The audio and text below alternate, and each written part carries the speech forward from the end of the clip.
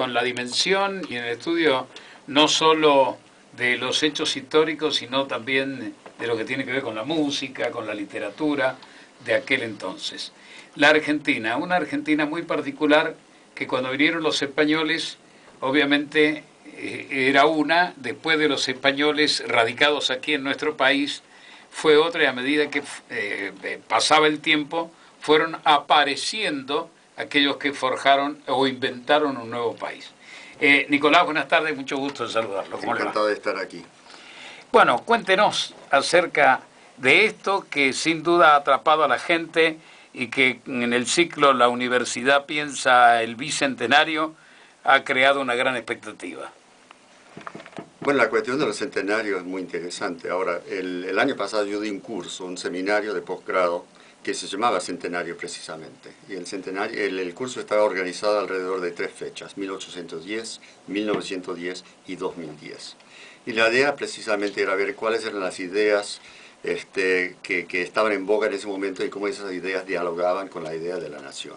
Bien, nosotros quisiéramos adentrarnos en nuestro país y en los pensadores en los que hicieron la Argentina, porque hemos tenido oportunidad de presenciar varias conferencias de muchos hombres que se dedican a la investigación, como así también a la historia, y nos han hablado de Alberti, nos han hablado de Sarmiento, nos han hablado de grandes figuras que comenzaron con un proceso que conformó una identidad nacional, ¿no?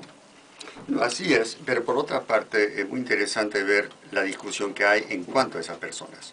Es decir, una de las cosas que me fascinó de la Argentina, ahora el libro, La invención de la Argentina, es básicamente un estudio que va de 1810 a 1880. Pero el libro comenzó con un libro sobre la década del 30, y como una prehistoria del peronismo, para hablar de esa forma. Y muy rápidamente me di cuenta que uno de los grandes debates de ese momento era un debate sobre la historia. Y que entonces, o decir Alberti quién fue, gente que lo atacaba, gente que lo acusaba de ser liberal, vendepatria, no sé cuántas cosas más, otra gente que decía que no, era el primer republicano, la persona que realmente puso las bases para las instituciones políticas modernas, etc. Pero lo que me fascinó fue el debate mismo. Entonces el libro empezó como un libro sobre la década del 30, 1930, pero muy rápidamente me di cuenta que el debate de los 30 tenía que ver con el siglo XIX. O sea, tenía que retroceder en claro, y llegó un momento en que las notas al pie iban creciendo más rápido que el texto.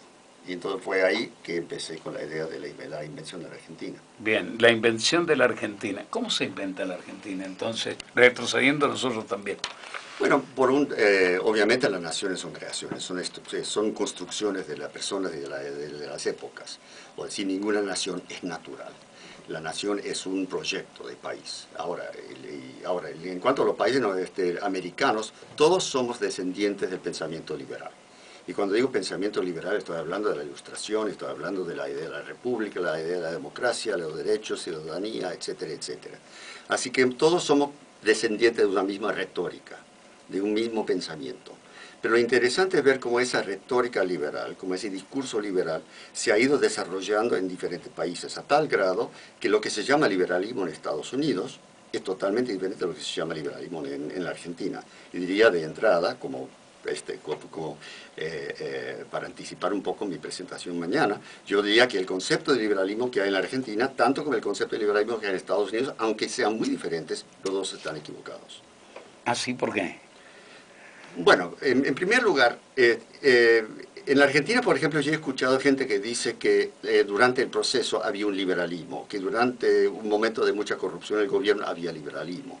Eso es totalmente falso, porque en el liberalismo hay dos vertientes, una vertiente política y una vertiente económica, y la una no existe sin la otra. Ahora, entonces, liberalismo político significa presencia del Estado, un Estado que tiene que interactuar y regular el mercado. Pero al mismo tiempo es imposible hablar de un liberalismo sin el mercado. Así que hay siempre un diálogo entre mercado y Estado dentro del liberalismo. Y eso desde el principio. Y es eso, supuesto liberal, que dicen gobierno cero. Están totalmente equivocados, porque el liberalismo presupone la existencia de un Estado. Te pongo un ejemplo. La base del mercado es el contrato. Sí. Ahora, ¿quién determina que un contrato se cumpla? Obviamente eso quiere decir que tiene que haber un marco jurídico. Y ese marco jurídico, ¿desde dónde viene? El Estado. Entonces, conclusión, no hay mercado sin Estado. ¿Entendés lo que te Bien, digo? bien, perfectamente. Sí. Ahora hablemos de los hombres. De acuerdo a la investigación realizada por Nicolás y que va a disertar en la Universidad Piensa el Bicentenario. Alberdi, alguna vez escuché, ¿te acuerdas, Nico? Teníamos un disertante tucumano, que en paz descanse, ha desaparecido ya, un gran escritor, que habló sobre Sarmiento, y que él hablaba de Alberdi como la gran figura. Creo que cada uno de los historiadores, investigadores, tiene un modelo a seguir. Sí. Este hombre tenía Alberdi, por ejemplo.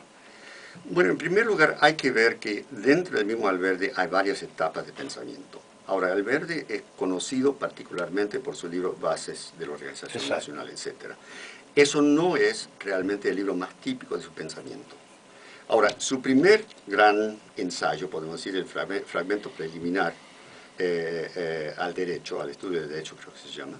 Ahora, habla de una ley orgánica, es decir, que la ley tiene que salir del pueblo. Entonces está diciendo que realmente el concepto de nación tiene que empezar con la naturaleza del pueblo mismo. Y termina con la defensa de Rosas en ese ensayo. Ahora, más adelante, en las bases, obviamente defiende una idea más liberal, más de acuerdo con el mercado y también de acuerdo con un gobierno centralista Sí. que apoya en ese documento. Y ese documento, más adelante, Alberdi salía con Urquiza y trata de formar un gobierno con Urquiza que fue saboteado por Buenos Aires, obviamente, como todos sabemos. Pero por otra parte, más adelante, el mismo Alberdi empieza mucho a atacar la idea unitaria del país. Ataca mucho a Mitre, ataca mucho a Sarmiento, precisamente porque lo ve como personaje que abandonaron la idea de la nación entera. Entonces, cuando hablamos de Alberdi, tenemos que tener muy en cuenta esas etapas en su pensamiento, porque el Alberdi último es totalmente revisionista. Totalmente distinto al primero. Más de acuerdo con el primero, menos de acuerdo con el segundo. Ah, bien. Y en el caso de Sarmiento, por ejemplo. Bueno, Sarmiento, aquí te voy a hacer una confesión. Ahora, leer a Sarmiento para mí resulta como asfixiante, porque el tipo escribe tan bien, de una forma tan Dicen que es uno de los convincente. mejores escritores argentinos. Es cierto, ¿no? pero no deja lugar para el diálogo. Decir que uno llega a un momento, entonces dice, pero yo quiero protestar, pero no me deja, porque escribe tan bien. Hasta diría, y eso ya es una exageración, pero casi me atrevo a decir que hasta cuando dice bobadas la dice muy bien. Y entonces de esa forma convence, es decir, un escritor convincente. Y crea una narración muy convincente también. Ahora, por otra parte, ¿hasta qué punto esa narración refleje la realidad de su momento? Es una buena pregunta. Pero por otra parte, imposible hablar de la Argentina sin tener a Sarmiento como uno de punto de partida. Roca. Roca, otra vez, dos presidencias, dos etapas, etcétera. Pero lo que yo diría del roquismo, y hay que reconocerlo, es decir, que a esa gente hay que juzgarlos en parte por los resultados. Y esa época que a veces se llama el roquismo, el liberalismo de ese momento, los reformistas, como ha dicho Zimmermann en su excelente libro, son los reformistas liberales, que en ese momento la Argentina realmente sale adelante. Es decir, el país empieza a prosperar de una forma impresionante. Consigue absorber a miles de millones de inmigrantes. Consigue educar a esa gente, crear escuelas públicas, etc. En toda esa generación hay que verlo por los resultados. Y lo cierto es que yo diría que si sumamos todos los aspectos de esa época en la Argentina, es una de las épocas más destacadas y más sobresalientes. Y una época marcada por el éxito. Claro, hay algunos que hablan en contra de Roca por la campaña del desierto y por toda esta actividad desarrollada, ¿no? Sí, y es verdad, pero por otra parte ahora tenemos que tener cuidado con la idea de siempre juzgar a la gente por sus peores momentos. Ahora, Roca hizo mucho más que la campaña de desierto. Ahora, por otra parte, ahora yo vengo de Estados Unidos y la política de Estados Unidos frente a los indígenas fue hasta peor. Así que, ahora, yo no quiero de ninguna forma aprobar esa eliminación, desplazamiento de indígenas, tanto en Estados Unidos como en la Argentina. Pero hay que reconocer que Roca hizo mucho más que eso. Está bien.